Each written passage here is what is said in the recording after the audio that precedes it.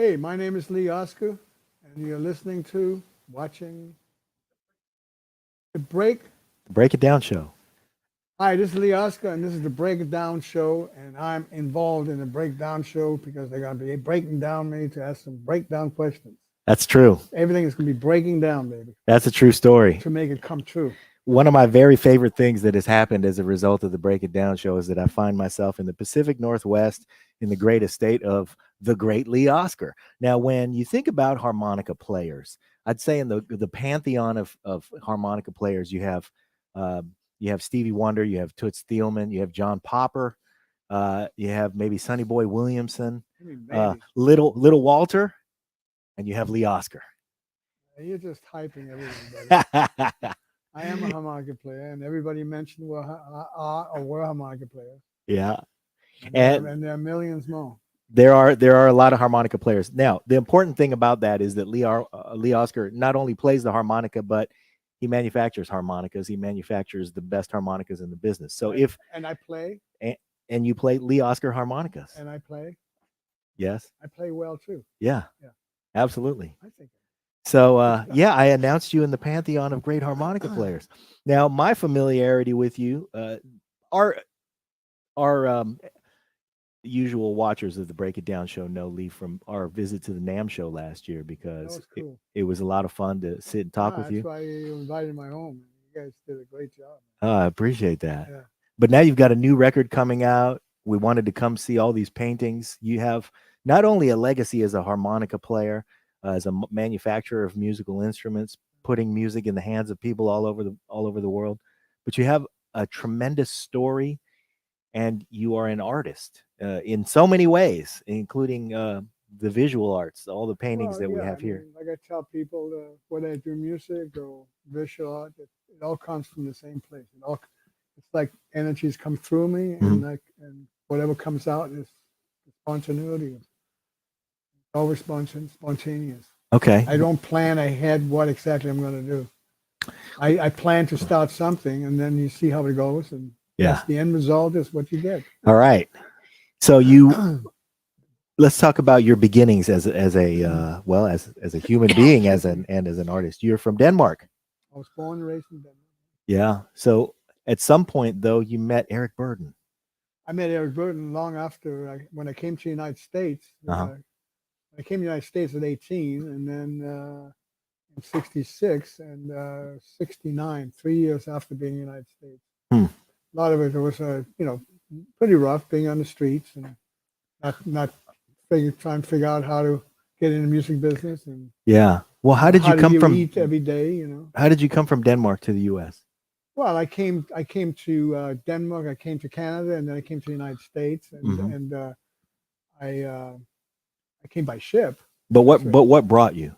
Oh, the music business. Okay. I mean, the music business is. It has been the draw. America, the United States of America is like bigger than life. Yes. I mean, it's kind of tamed down because the expectations are like bigger than life. A lot of people have come here and made a great future, promised land as it is. But there's a lot of changes, I would say, because technology in the world has made the world very small. Oh, yeah. So it's taken the mystery out of things. And but I live in the United States, and I have kids, I have grandkids, and, been through some divorces. I've lived life in many ups and downs more than anywhere in the United States. A large, grand life in the U.S. I'm 74, and I was 18 when I came to the United States. So, wow. So I feel this is home. So you came here for the music business, which means you went to Los Angeles. First New York. New York first. Yeah, and then I convinced some people to drive to Haight-Ashbury. Because I heard that was a place where you can find a place to sleep, and then I figured I can hitchhike from there down to Los Angeles because it's very close. Didn't realize it was further away than it really was. Yeah. And I got stuck in the Bay Area once I came to Haight-Ashbury. Stuck in the Bay Area? Yeah, a lot of things. I got arrested for public nuisance and loitering. Okay. Yeah, long story. You look like a troublemaker, man. I wasn't a troublemaker. I was just having to be. I fell in love with chocolate donuts, American donuts. Okay. And there was a donut store in Haight-Ashbury on Haight Street. It was called Tracy's Donut Shop. and I had like a 10 cents or a nickel on me. Uh-huh. I mean, I wasn't rich, but I wanted that chocolate donut. Yeah. And as I was about to walk into the Tracy's Donut Shop, after they dropped me off the car, everybody went their own ways. I don't even know what they. I walked in. No, I didn't even get in. And the guy comes up to me and says, "Hey, what's your name?" And I said, "Lee Oskar." English wasn't that great. "What do you do?" I said, "I'm a harmonica player." And then he said to me, "Come with me." And, how long is this show going to be, by the way? As long as you keep talking. Okay, all right. I wasn't sure. Okay, so anyhow, he says to me, his name was Super Spade. That's what he called himself. Okay. I didn't know Spade was referring to being African American. That was his name. Yeah. Super Spade. And he talked me into going down there a couple of blocks down from Tracy's Donut Shop, and that was Haight and Ashbury, right there, literally on the corner there. Mm-hmm. And there was a drugstore there at that time. Yeah. And I went to the back of the drugstore with him, and he held up a bottle of saccharins. And I didn't know what saccharins was, and he said, "This looks like LSD, like Osley LSD." Okay. So then he proceeded to tell me he's going to sell this to these people because they burned his friends selling some bad drugs. Wow. Yeah. So after he's telling me this stuff, and I think I got most of it, even though my English wasn't that great, I decided to go back and get my donut. Okay. So I walked back, and then just when I was about to walk in, "Hey, you!" I turn around, and it's the police. They put me up against the car, checked me out. Said, "We told you to move 15 minutes ago." What about it? He'd arrest me and took me down to the main station there. Wow. And, then I showed my Danish passport I had at that time. Mm-hmm. The one guy apologized. The other guy, his name was Arthur Garrens, batch number 624. Mm. He arrested me under the 370 Penal Code, which is public nuisance and loitering. And what had happened is, while they were driving to the Park Station to where they took me to, yeah. they were arguing what to arrest me under. Apparently, they arrested many kids in Haight-Ashbury Yes. for the same thing. Uh-huh. They wanted to mix it up a little. Well, but they weren't smart enough to come up with anything else. Right. So after I got arrested, I want to make this long. I don't want to dwell on this, but and I was there. They say you have 3 phone calls to make, and they didn't know where to call. I mean, what am I going to call? Denmark, or what am I going to call? Yeah. So I asked for a phone book because I remember Tracy's Donut Shop. I looked it up, and I found it, and I called. And when the phone was answered, the guy answered. I said, "Do you know Super Spade?" He says, "Yeah, that's me." So he answers the phone from in Tracy's Donut Shop. There's a public phone. Back then, they didn't have that. No kidding. Phones were attached to the establishment. Yes, right. I forgot about that. Uh-huh. So he says, "Well, that's me." I said, "Well, this is Lee Oskar from Denmark. Come on, where are you? I'm in jail." He says, "Don't worry, I'll take care of you." And I don't know if he asked me some more questions. It's kind of blank. But all that night, I was upset. I didn't know what they arrested me on. I was scared. I've been in the streets, and I've seen bad shit. It might be confusing me with something. Sure. I didn't know what public nuisance or whatever it was. Yeah. So to make a long story short, is the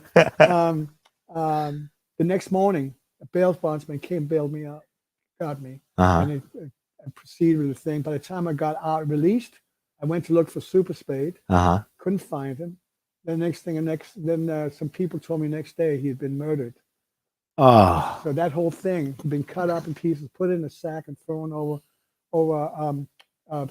Frederick Street, that hill right there. I forget the name of the hill. It's right near this little restaurant I used to go and sit down because everybody knew me. So when they finished, there was leftovers. I would eat the food. But anyhow, there's the print mint.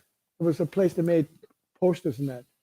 And Cy Lewinsky was the manager, and most bookstore in Berkeley and all that owned the print mint in Haight-Ashbury. Okay. And so Cy Lewinsky allowed me to hang there, and the police were, the cop. He was. They were after they were going to get me because I was the only kid that didn't plead guilty. Oh. See, all these kids pleaded guilty. Because, right. So I finally saw the public defender who didn't know what they're talking about. I got The judge, Kennedy, was a black judge.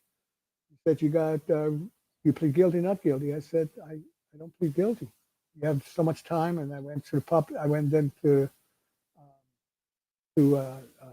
Danish consulate, American Civil Liberties Union, and a guy named Rich Woodheimer. 5 attorneys used me as a case because they see all these kids being arrested, harassed by this. All right. This cop. Anyhow, this is the payoff to this story. There's a lot of things we talk about. So you became the I became the token for what they were, the argument that they abused a lot of kids because the long hair or hanging on Haight-Ashbury, being arrested for frivolously. Right. So Judge Kennedy, the judge, he a year later, I went back to his car. I went all the way up to the top and then back down and then dismissed. Come by, Lee Oskar, anytime. Come by and have a coffee with me. The judge said. Yeah, a year later. Terrific. Yeah. Did you ever? No. No. Okay. So a couple of things for our audience. If you don't recognize Lee was the harmonica player in the band War for many, many years and a founding member of the band. And so when I brought up that you had met up with Eric Burden, were you in War first or did you meet Eric first? Oh, I first met Eric. Eric and I met Eric, and we were going to use Blues Image maybe as a backup band. Okay. And then they got a deal with Attica Records for Right Captain Right. That So Eric told me about this club where this band was playing that he had heard about, and to go down and check it. So he and I went down to called FM station. The back name was called the Ragdoll. Today, I don't even know if the building is still there. Yeah. It's in North Hollywood. Okay. So Eric and I went there. It was packed, people. And there was Deacon Jones, the football player. Yeah. He was doing a singing debut. Doing one-arm push-ups. All right. Singing a love ballad. I was like. He was singing a love ballad, doing one-arm push-ups. I said, baby, if that makes you a man, I'm a fucking wolf. I got to tell our audience, because many of our audience will remember that the Deacon Jones was in an episode of the Brady Bunch where he stuck up for Peter Brady for being in the Glee Club. Oh. And when he was on the football team made fun of Peter Brady for also being in the Glee Club. But they got a visit from Deacon Jones, and everybody loved Deacon Jones. He's such an amazing football player. But he said, "Hey, man, I'm also a singer." And so that's what he was referring to. He really was a legitimate singer. Yeah, but he was doing that was the day he was doing his debut. Yeah. But the band was backing him up, and they were called the Night Shifts. The Night Shift, yeah. And then the next day, and then I got up and sat in with them when he took his break, Deacon Jones, then they did their own thing. And I ran up, and they thought I was Eric Burden because I heard this guy was coming in. I came with Eric, but they didn't know me or Eric. Was which? Yeah, I didn't know. So I went up and played. These 2 European guys showed up. Well, it must be Eric Burden. So I played a little bit, packed with people, and the next day, seemed like it was like right the next day, we sat around in a swimming pool with the nucleus of that band, and Eric, myself, and the management, and that's how it all. That's how it all gelled. I had been knocking doors for a long time, but it's just you never know when it happens, right? So at some point, though, after that, you guys went into the studio and recorded "Spill the Wine." We recorded "Spill the Wine," and the true story of "Spill the Wine." I'm glad you brought that up. The rumor is null and nonsense. Okay, the rumor is that Lonnie Jordan, who is to me was just a drunk yo-yo. He drank a lot, and it is what it is. But he screwed up a session. Drinking Ripple wine, being drunk, it's expensive for all of us. And not only that, the energy of when we were being creative, he messed it all up. So that was, but they brag about, he and the management brags that that's how they got inspired Spill the Wine. It's false. Yeah. The way I got inspired was Eric Burden. I was getting a ride with Eric. I slept on his couch. I got up the street, slept on his couch in Laurel Canyon, and he and I went to one of our first gigs. I was riding with him in his car to San Bernardino, a bowling alley, something Lizard bowling alley. And that was one of our first Eric Burden walk gigs. And while he's driving, he's telling me about, he wants Carmen, that was his girlfriend then, Spanish chick, to speak Spanish, spill the wine, like spill the alcohol, and take that pearl. take that LSD, the pearl. Remember, like spill alcohol and take the acid, right? And it's like coming to Hollywood. He's telling me the story he wants to do, like as a rap, as a talk, you know. Yeah. And so that's what he created and then Lonnie Jordan played doom dee, which is the most common Latin groove. There's nothing original about that. The lyrics that Eric wrote is original, and the melody me and Charles played da da da da da. Okay, so Eric Burton was signed because of the Animals to MGM Records. Yes. And that carried over after the Animals. He was still tied to the MGM. He was still tied to that. And he wanted to get out of it. And he was business partners with the two guys who were managing us. That's why I got when I was with Eric. That's why we ended up in the management, because he wanted to go with them, with those two guys, and be in business with them. Unfortunately, it didn't work out well. But at that time, he brought you together. Well, we were together, but they brought, that's true with the other guys. But anyway, the point I want to make is that Mike Curb, who was the president of MGM Records, wouldn't let Eric Burton out of the agreement. Wow. And he's the one, we were going to release Magic Mountain as the single, not Spill the Wine. And MGM Records, Mike Curb didn't want Magic Mountain because the lyrics are, we're going to climb up a mountain and we're going to ball. And his whole campaign then was anti-sex and anti-drugs. Okay. So he wanted to Spill the Wine, take that girl. What does that mean anyway, take that girl? I mean, what is this? I mean, just because the words sounds like safe, take that girl? Like, I mean, what do you do when you take that girl, right? Right? So it wasn't, but he didn't realize it was take that pearl, not that girl. So it was about drugs. And it became a huge hit. But so he didn't take credit for writing any of it, because otherwise they would have had the publishing, MGM Records. Right. So me and my 6 other colleagues, the band itself, we got 100% the writers. So he can keep the publishing with the ex-manager. Okay. That's the real story. Okay. Is it true that you guys split everything 6 ways? Yes. When it came to the record? Yes. Okay. Yes. Cut and dry. No questions, nothing. Yeah. Doesn't matter. We don't measure who contributed what. We all contribute. And what's very interesting is that later on, a very interesting thing to me is that, when it comes to publishing, when it comes to intellectual property, songs and all that, okay, so if somebody wants to do a movie or anything using your piece of music, that's called sync rights, as you know. And that means, because in the old days, there was a little holes like next to the film, and that's where you just sync the sound, right? So that's why it came the word sync rights. Whether it's other technologies today to sing into music, doesn't matter, but it's called sync rights. And with what was I going with this? Hold on a second, because there's this. So splitting the music net. So Spill the Wine,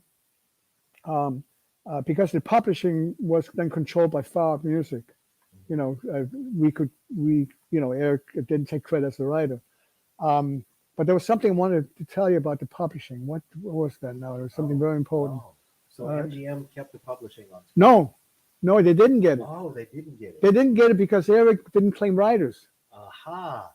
Thank you, Eric. Wow, what a gift he gave you guys. Well, he was probably fooled too. I mean, today I would honor, guys, that's why I tell the truth. I would honor and let Eric have my share. Just, I mean, you can do fish it if there's a way. I just feel that, I've earned a lot of things. And when I say I've earned, meaning I don't believe in taking anything unless it's mine. And I also learned that you only earn what you know how to claim. If you don't know how to claim it, you don't earn it.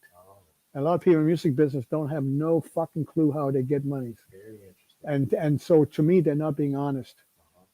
They take a check and don't know why they got it. A lot of times they don't have money, they complain, but they don't understand how it works.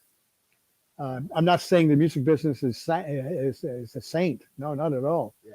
But I'm telling you, regardless of which side of the coin you're in, whether the music or the business and all that, there's integrity and responsibilities. And if you sign an agreement, you better know what you agreed to. Don't be excited just because you got an agreement with somebody you think is important. Wow. You better know what the hell you signed, what you agreed to. And if you don't know what you signed, then you're being dishonest by signing something. You're agreeing to something you don't even know what you agreed to. That is dishonest. So stop complaining about the people who are ripping you off. Right. The result of your own dishonesty. Because you're being dishonest, not even knowing your responsibilities. It doesn't mean the other one is honest, but look at yourself. Me and my colleagues, we've basically been put in the poorhouse because we can't use the name war, formula of war and all that. Right. Okay? And some things you get burned badly. I mean, because I don't care if you're a consumer buying products or you're a judge or wherever it is, human beings will buy stories. Mm-hmm. And a judge bought the ex-manager's story, which is a bunch of BS. Yeah. That we were just backup musicians. Wow. And we're not allowed to say war or formally of war. You can't legally. Say formally? No. If it's showing I'm selling tickets or anything with the name war, cease and close me down. Everything. No kidding. The federal judge ruled that way. The federal judge, because he's lazy and didn't go deeper. That is terrible. And I'm sorry. I think a lot of judges are thugs. Sure. I'm sorry. Anyway. I think there are a lot of judges are thugs. I know they're gonna get me in trouble, but I'm telling you the honest truth. What was that judge's because, name? I don't want to say it. Okay. You can look it up. I'll look it up. It's in the public records. Yeah. He just took the easiest way. Next, I will bet you if he was a fan of the Lettermans, because he was a white guy, fans of the Lettermans. Yeah. And I bet you if the manager of the Lettermans came and said they were just backup musicians, the judge himself in that case would have intervened. Excuse me, sir.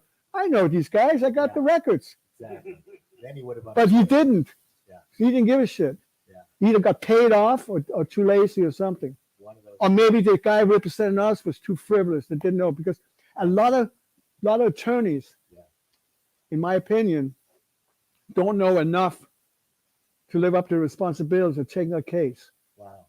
Because I know more than a lot of those attorneys, and it's scary. So when an attorney wants to be a hero to save war, the guys in the band, and he doesn't understand how it really works, because most people, it's like how do we put it? 1% of humanity is excellent. Like how many dentists are excellent? 1 out of every 100. How many guitar players are excellent? 1 out of 100. How many photographers? How many anything? 1 out of 100. 99% is everything from mediocre to good. Yeah. Not excellent. Just okay. Not excellent. Okay. 1 is excellent. Yeah, 1%. And so you get a lot of mediocrity, whether you got an attorney or anything. And the problem is, if an attorney wants to be a hero and he doesn't understand enough, he's going to shoot, but don't know how to aim right. Because he doesn't know how to aim, what do you think? They're not going to shoot back? Yeah. Right. They can use every excuse, even if you're shooting the opposite way, and they see that you're trying to shoot them, they're going to come at you. So every time start a fight, he can't finish. So every time a lawyer comes in, because we couldn't pay for anybody at that time, and we're going to be a hero, we just went deeper into the ground. Wow. So by the time we got the right attorney to clear things up, I mean, they literally had to go get legal rights to get the coffin out of the ground, then legally get to clean it up, then legally get the rights to open it up, then legal this. So you even at some point where you got out of Cobwell to show discovery and evidence, and we're still fighting and suing for that shit. Wow. I mean, a lot of it's been taken care of already, but still. Yeah. So I'm just saying, there are two animals. There's the legal animal and the business animal. And legal animal is nothing to do with business. And most people deal with legal stuff. That is nothing to do with business. The only reason we go to the legal side is that if you go down the road and there's a fork in the road, you have a decision, you make a left turn or right turn. You either make a business decision or a legal decision. Yeah. And if somebody's proven, believe what they say, if they say it, or they do what they do. Right. Don't think they're going to change. Yeah. Somebody tells you who they are, believe them. Yeah. So why would I come back later after being ripped off and burned and make something compatible? What I would negotiate and get ripped again. The credibility is down the hill. Yeah. So I've earned to learn that my claim is not good business relationship. But the war thing is a trademark that he got the claim on, and so we're not allowed to say war. I'm not even allowed to say raw, because if I hold raw up in the mirror, it says war. Yeah. That's that. I was not aware of the intimate details of that story. Oh, there's much more. This is just. I'm just skimming so you can kind of get a sense of it. Yeah. I'm not even close to touching all this stuff. Wow. I have to say it's been a real pleasure to get to know you, because your music has been such a part of my music, which I have, which has defined my life. So to get to know you has been a profound experience and a very, very pleasant and pleasurable experience. But over and over again, you've talked about, no matter what subject we're on, you bring it back to responsibility. Yeah. Oh yeah. I live for that. Wow. I have to. Yeah. Nobody would hire me, so I had to hire myself. Well, when we talked about your new record coming out, Lee Oskar has a new record coming out. It's coming out in March or the end of March. The end of this quarter or beginning of next quarter. So at the end of March, beginning of April. It's called Mahalo to You. Mahalo to You. Yeah. And the album I did before that is called Never Forget, which was released last January of 2022, which was a memoir of my life. Well, we're going to talk about that in a minute. Yeah. I want to get back to the topic of responsibility. Yeah. Because that has been an ongoing theme for all of the nuggets of wisdom you've laid before me. It's all come down to responsibility. We talked about your artistic expression, and you immediately went to the responsibility of the artist. Yeah. No, I know what you're talking about. Yeah. If I can just go back a little, how I got to that, this realization I want to explain is that, we in the music business, and we always talk about getting hit records, and my main forte in what I can bring to the table musically, or one of the main things, and there are a few things, but one of them is I compose hook lines. I mean, the way I tell people is, if I didn't put some funky stuff behind my melodies, you would get a toothache. Because I can create very sweet, beautiful stuff too, Yeah. But it's got to have a life bitterness too, bitter and sweet. Yeah.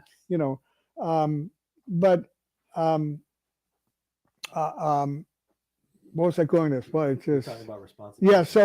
So I sat there. Thank you. So hook lines and the music business changed so much too. And I'm not the young kid, they're looking for a hit record and all that. It's just the music industry is a whole nother story I can get into. I got a lot of opinions about that. But the bottom line is I had to look at what is the music business, what is good for me and all that. And with all that, I sat there for 2 years with the COVID going on. I went through a divorce and got really liberated. One thing is that I'm Jewish, and my mother and her younger sister, my Aunt Judy, and they both passed now, they're gone. Thank God Spielberg even reached out to them, as they did with a lot of people who are Holocaust survivors. But my mother was devastated from the killing camp when she got rescued out of, the Nazis killed my grandmother. My mother and my Aunt Judy were in a death march when they took everybody out of the killing camps at the same time, before there would be evidence of what they've done what the Nazis have done to human beings. They keep that secret, right? Well, all the people from the different death camps were being marched to these open graves where they're going to get rid of all the other evidence.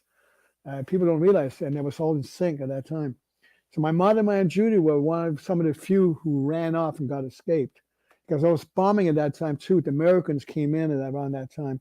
So when they started bombing in that area, some of the German Nazis too, I mean, everybody just got running or sidetracked. Yeah. And then when they rounded everybody off, some people got away, a few, and my mother and my Aunt Judy. And it's a long story what they went through and all that, which can take you another hour to talk about. But they ended up in Denmark with this Nazi woman who used my mother and Judy as slaves, and didn't know that these two girls were Jewish. She thought they were Russians, and and the Nazis and the Russians have a, So when they came to Denmark, being liberated, my mother and my Aunt Judy told the Red Cross who this woman was, and so she got arrested. This lady, this Nazi woman, and my mother and Judy, in Denmark, and my mother met my father, who's first generation Danish, because my grandparents, my father's side, immigrated from Russia, actually in Ukraine, White Russia area, to Denmark and started a family. So I'm second generation Danish, but I sat there for 2 years, and I'm saying all the shit I'm going through, and I'm so scared of anti-Semitic. I had such phobia from a child because it's filtered through, and even how it affected my kids and my grandkids. I'm sure that I said, I got to tell a story. I can't be. I'm proud of being Jewish, but I can't be scared to letting people know what happened. And that's when I realized it's also a fiduciary responsibility. If as an artist, I didn't compose this memoir and do the liner notes that my ex-wife helped me write, because she knew me very well. And so this was a big step in the direction of feeling responsible and having the integrity as what it means to be an artist. If I'd gone to the grave and not spoken about certain things that I have phobia and fear about, I would be ashamed to call myself an artist, because the responsibility, or the fiduciary responsibility, an artist must have, if they consider themselves an artist, is to express all and everything that comes through them. Everything. That's if you're really pure, true artist. And the journalist's fiduciary responsibility is not to express what they feel inside. Even though it's human beings, that's tough to separate yourself, but you're supposed to observe and report what you see, record it rather than express your opinion. That's a journalist. And then the politician, fiduciary responsibility, is to take what usually journalism and what's been spoken in any neighborhood and put policies in place so you can keep some kind of sanity or some continuity between everything, so policies get put in place. So the artist has been left out of that equation. Usually it's journalism and politicians. The artist, for example, once people realize that when you say you should support the arts, most people say, yeah, because it makes people feel good. That's secondary. Okay. The real reason you should support the arts is because if the real money from the industry is putting money into the arts, because they will understand that if you monitor, I don't care if you paint a tree good or bad, whatever it is, don't measure judge people, how they paint. But anybody that's willing to express totally from the heart what goes on is a way to monitor what people are feeling and thinking. And if you know what people feel and thinking, then you can come up with healthy products that may be used in that neighborhood. They may need that here, a different thing in another neighborhood. So let the people who in the neighborhood who express whether it's graffiti or whatever it is, listen to them. Listen to the moods and the things. Expression. Yeah, because they will tell you a lot what's needed in that neighborhood. Wow. And if you learn from that, besides the journalism, you learn that from the artists, then industry people can figure out what would be a healthy products, what is needed in that neighborhood. Yeah. So support the arts for the right reasons. Wow. Yeah. So back to responsibility, the responsibility of the artist. Now, when you put that context around it, the artist's responsibility to tell the whole truth. How they feel. Yeah, because it's going to influence what everybody else gets to enjoy about what we agree upon as what it means to be a society. Enjoy or not enjoy, well, either way, it doesn't matter. But the point is that an artist in the true sense, there's no such thing as absolute truth. There's no such thing as that's the truth. Yeah. There's no such thing. The truth is that everybody, the real truth is, how do you care? That's the truth. And we all care differently. So we all have different perception of what truth is. Yeah. It's how you care that matters. Okay. And that's the truth. Because there's no absolute truth. Okay. So, when you speak the truth, how you care is speaking the truth. But when you talk about artist responsibility, I feel like you're talking about when artists neglect to talk about something.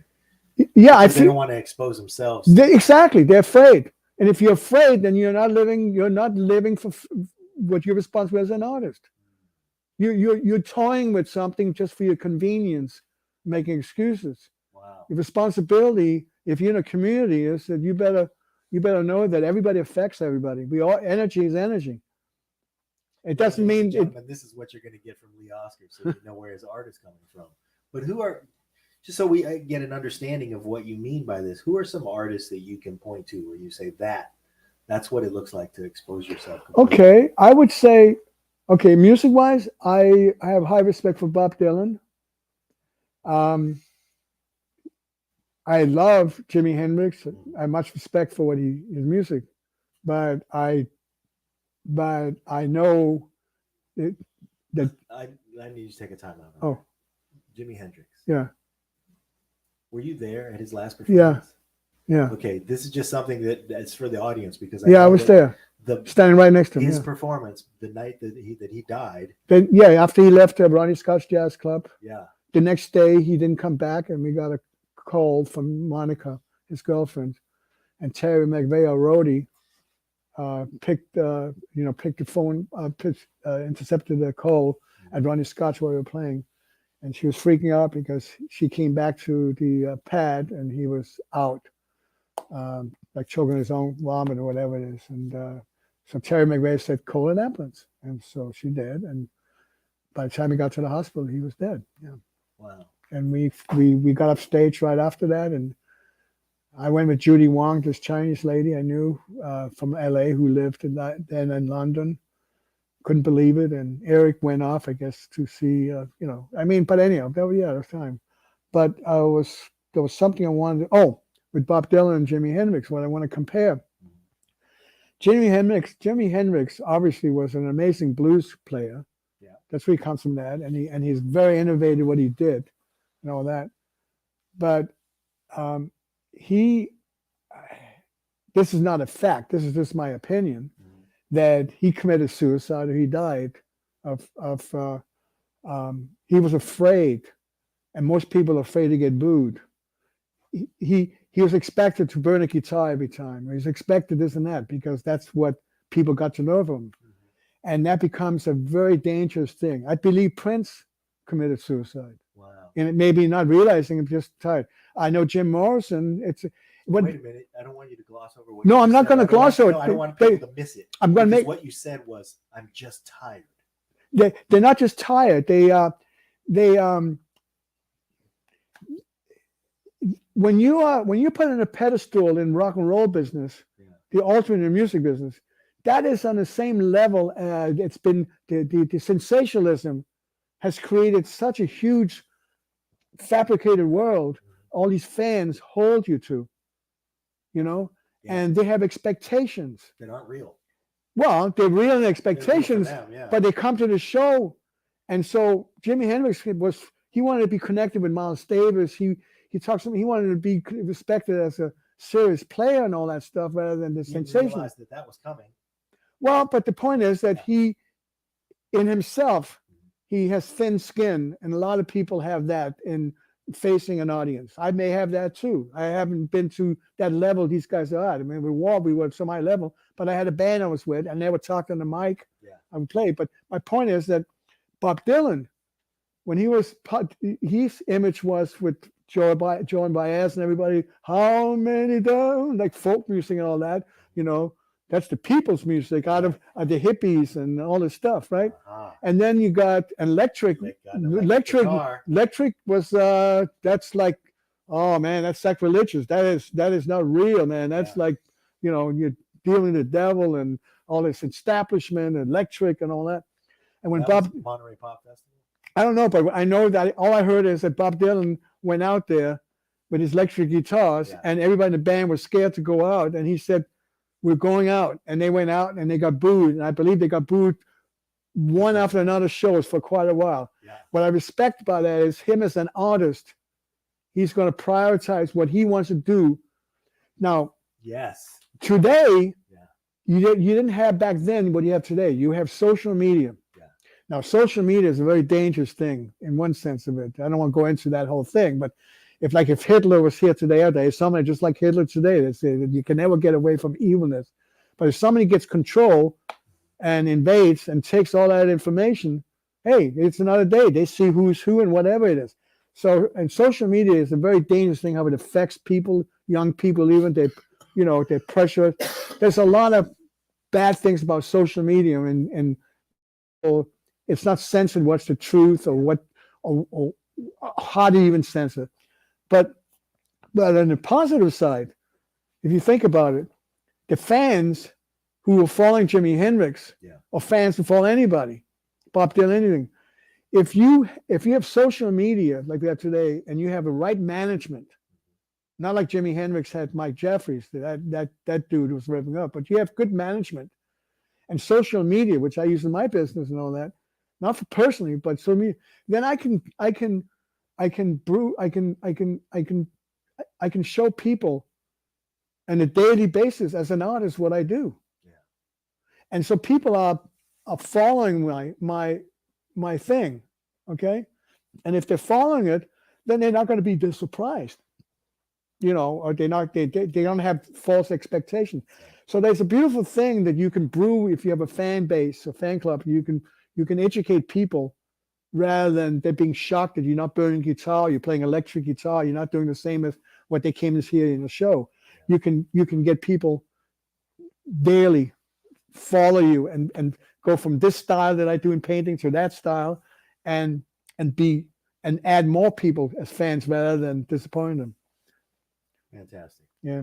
This is pretty similar to the theme of Rick Rubin's book that just came out, and where he talks about creativity and how the creativity should not be based on the audience; it should be based on your expression.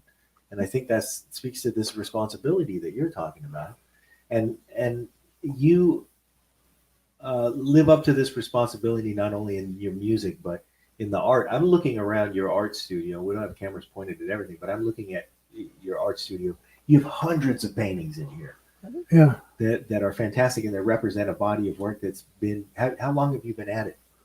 Well, I mean, I've been doing, as long as I've been playing harmonica, since I was 6. I've been drawing, and also I want to be an entomologist, study of insects also. Wow. But I never read a book. I mean, it sounds weird to say, but I've never read a book in my life.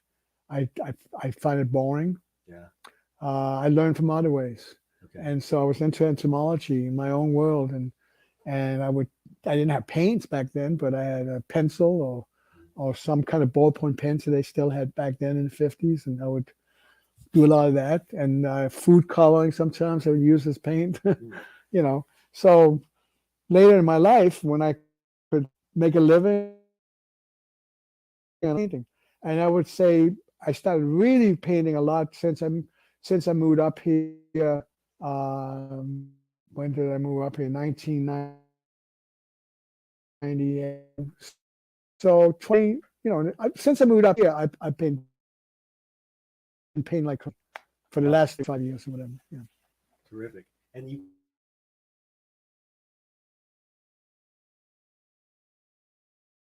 have you painted? Well, there's 3 solo albums that people know of. First one is called Lee Oskar, and Tom Workington I was the art director for all the album covers for War II. I took charge of, but I would hire different people, find the right person to do the cover. Terrific. And so I would have my first solo album. It was Tom Workington. Second album, Before the Rain, was 2 brothers that paint together. And then the third album called My Road, Our Road, I did the album cover myself. I did a self-portrait with a ballpoint pen. And everything in War, I was just, like I said, the art director. Why Can't We Be Friends, the face and all those things. I was Gold Tooth. I was art director and all that stuff. I want to ask you about Why Can't We Be Friends, but first I want to ask you, because we're talking about album covers. One of the reasons that I was so attached to War as a young child was that I was left alone with my dad's record collection. Yeah. And I would put on the headphones and go through his record collection. Of course, there were things like Rubber Soul by the Beatles. There were, albums in there. John Coltrane, Miles Davis. I was a sax player. Okay, you were sax player. Cool. And but the ones that I loved, I would pass right by a lot of great records and stop at The World Is a Ghetto. Okay. Because because of the artwork. Right on. You know, I'm a 5-year-old. I that cartoon spoke to Yeah, me. yeah. It was like Yeah. a comic book. Yeah. I have the original rough drawings for Why Can't We Be Friends and Worlds Together, Wow. because that was Howard Miller, who I hired, who was a cartoon kind of, his very crude kind of drawings. So that's the characteristic I wanted for both Why Can't We Be Friends album and also Worlds Together. Yeah. And the Worlds Together album cover, there was a guy named Norman Seeff, who was a photographer, famous photographer, Norman Seeff. He was working for United Artists then. Okay.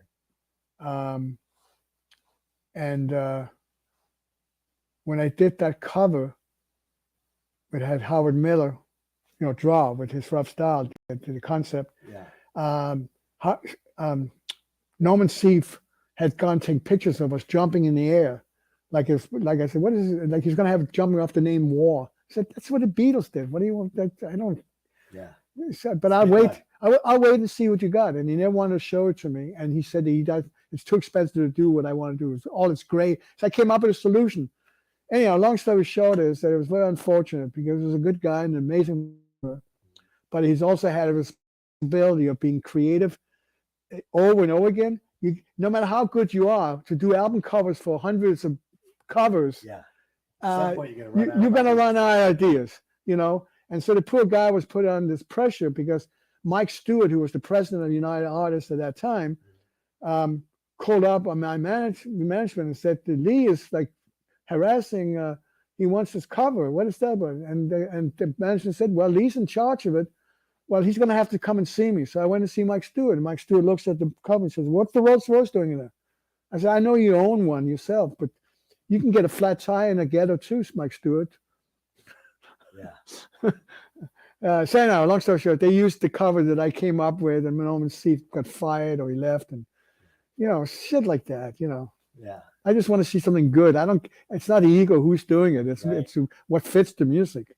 So if you guys look at The World Is a Ghetto, that album cover on the front, you're gonna love it. When you flip it over, on the back, you see the band. Yeah. You guys are, standing in front of the tool shed or backyard shack. Or, who knows what it was. But I was wearing my best clothes. Yeah. It was funky stuff. Yeah. We were all like, everybody wore something funky. Oh, it's funny. But it was not trying to be funky. That was like I had a leather jacket I bought that was used. Yes. And they had a rip here, so I would be like this. I don't see that. Look good with the jacket. As long as you get that rip on your yeah. Yeah. No, I love that album though. But so I heard a story recently. I think it was Randy Bachman from Bachman Turner Overdrive told this story. And he was in the studio one night and he had written a song for the Guess Who. Okay. Called Taking Care of Business. Okay. And the Guess Who didn't like it. So he hung on to it for a while. Right. And eventually, when he formed BTO, he said he was in the studio and they were recording Taking Care of Business and they were just feeling around for it. They were a trio, guitar, bass, and drums, and they were playing the song. And, it was sounding okay and it was feeling pretty good. Right. Next door to them, there was, it was Steve Miller. Okay. He was next door to them. And I think they were recording Jet Airliner. Okay. Next door to that, so the Studio ABC. Which studio was it? Sound City? Record World? I think it might have been either Sound City or it might have been Village Recorder. Oh no! There's more than one studio. Sound. What's the name of the one that you had in San Francisco also, in the Bay Area, and also in LA? The Record Plant. The Record Plant. Yeah. Was it a Record Plant? Maybe. Yeah, that sounds like it. Okay, so in the last studio, you guys were recording Why Can't We Be Friends? Oh, that was Wally Hyder's. I was Wally Hyder's. Yeah. Okay. What Wally Hyder's, huh? So let's say this night they were recording it. It just felt like it needed something, but there was a knock on the door, and this is funny because we have pizza here today. Thanks for bringing pizza. Oh, you're welcome. This is what made me remember this. He opened the door, and the guy said, "Hey, I have a pizza for you." And he said the guy looked like Fidel Castro. He was wearing green army fatigues and he had a long beard. Right. And he said, "I have a pizza." And they said, "We didn't order a pizza." So he said, "Oh, do you know who did?" I don't know, but Steve Miller's next door and Warren's next door to them. So go ask those guys. So somewhere that pizza disappeared, and they kept working on the song. And eventually the Fidel Castro guy came back and poked his head in there and said, "Hey, that song sounds great. Don't you think it needs a piano?" And they were saying, yeah, maybe.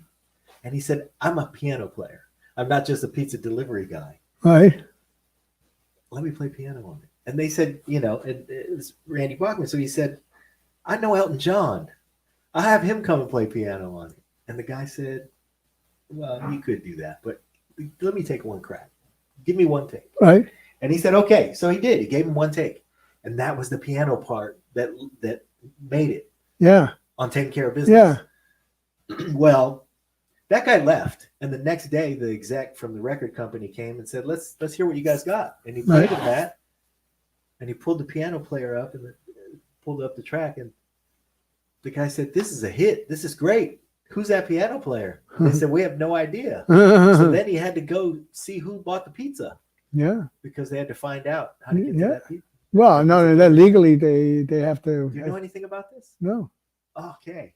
All right. Well, I thought maybe it was you who was going to say, "Hey, I know who the pizza guy is." They did eventually find that pizza guy.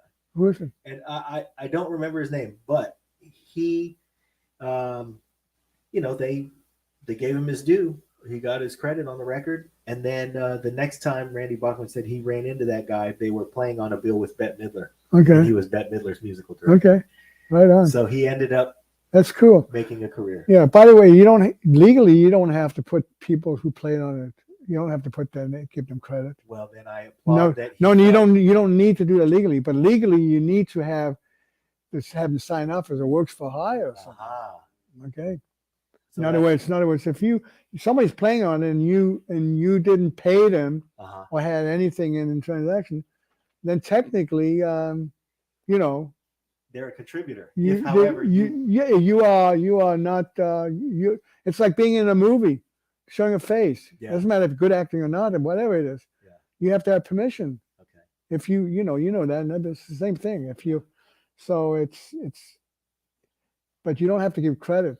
That's just a smart thing to do because maybe he was just feeling either ethical or he maybe still told the story in a way that allowed me to interpret it that way. Yeah. But really, what he wanted to do was get this guy to sign off as a work for hire. So maybe that was what happened. I don't know. Some people, if you don't do that, some people will claim that they wrote the song and want to claim publishing and everything else, and it can be very. Something. Yeah, it can get so bad that something beautiful can just turn out to be a bad party. Yeah. Okay. Well, it ended up being that's fantastic. But that's one of those success stories, like being in the right place discovered. Yeah. I went to CBC, Canadian Broadcast. When I was up in Toronto, and I needed to get off the streets. I figured maybe I can get a job there, and then maybe they'll discover me. Mm-hmm. So I went in there, and I'm trying to fill out the stuff. This was on your way to America. This is to the United States. I was up in Toronto at this point. And I was in Toronto, and I just needed something. And this old guy who was in there, and my English wasn't that good, and I was talking, and he asked me questions to fill out. And then by the time he heard me say, like obviously I'm talking about I play harmonica, I'm a musician, an artist. In back of my mind, I want to be discovered, right? Yeah. He said one of the most wisest things to me that didn't feel good at the time. He said, "Mr. Oskar, if I need somebody to sweep floors, that means I need them to sweep floors. That wouldn't be you. It sounds like you want to do music in that. How can I depend on you sweeping floors? So I'm not going to hire you." Fantastic. And that same moment, the sound engineer years ago, Chris Huston, who was the engineer, he was with the Undertakers. They were bigger than the Beatles from Liverpool at that time, even though they weren't a very good band. But he was the guitar player. One day he asked me, he said, "Lee, I want to play on guitar." And I said, "No, you stick to engineering." I don't need him to think that I don't want to lose him as an engineer. Yep. You see, in other words, so you have a job, be good. Yeah. And somebody else once was a roadie, and he says, "Man, he was a drummer. He loves playing drums. Man, I want to come over, you guys. Please let me. I'll be your roadie. I'll be the drummer." I do the same thing, man. You love drums? Yeah. Well, I don't need you out as a roadie then. You're going to quit as a roadie. Why would I want to depend on you? And then you're not going to play drums out there with us. It's the same thing. Yeah. Okay. Well, before we take off here, let's talk about your art. You've been an artist for as long as you've been a musician. Mm-hmm. You have a lot of paintings. Everybody can come and see your paintings at your website. Yeah, I mean, there's a lot of paintings up here. There's some paintings up here that is not posted yet, and there's a lot of new ones you might have seen in there that I haven't posted. But there's a lot of works on leeoskarpaintings.com. Yeah. Leeoskarpaintings.com. Yeah. So take a look, everybody, for the album coming out, Mahalo to You. Mahalo to you. Coming out in late March, early April. Yeah, hopefully no later than beginning of April. Yeah. In the meantime, take a look for Lee's most recent album that came out last January. Never Forget. Never Forget. Yeah. And you can buy it now. Can we buy the vinyl? Yeah, there was 300 limited edition made, and I think we have about 100 and something left. Wow. Okay. Yeah. Almost 200 some, but yeah, so we still have. Terrific. Well, anything else before we sign off? You guys are great, man. I enjoyed what you were doing to NAMM, despite its noisy and all that. But and again, it's very engaging. Seems well, like 1,500 plus episodes that we've done, and I say sincerely, you're one of my favorite people I've ever met. On the show. Wow! Well, thank you. Thank you so much. Appreciate it. Thank you, sir. Thank you. Thank you. Hey, thanks for watching the show. I really appreciate it. Right here, you can subscribe. Please do that. It makes the show grow. Hit that notification bell so you know which incredible guest is coming up next. Down below is the PayPal link. You can put a small subscription in. That is an enormous help. All that money goes right back into the show. And then right up over here are the next episodes you should listen to, curated by yours truly. Thank you so much